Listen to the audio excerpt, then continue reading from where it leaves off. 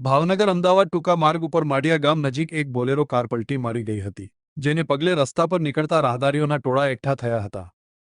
માળિયા ગામ નજીક એક બોલેરો પિકઅપ વાહન પલટી મારી ગયું હતું।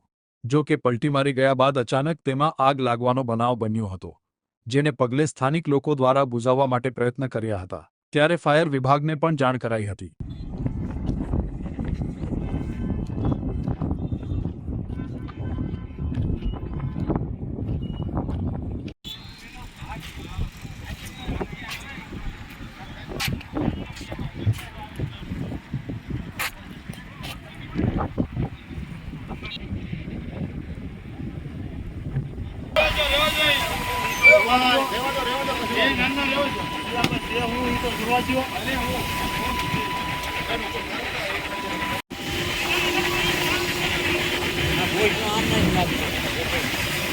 હવે આવી જાય કંટ્રોલ।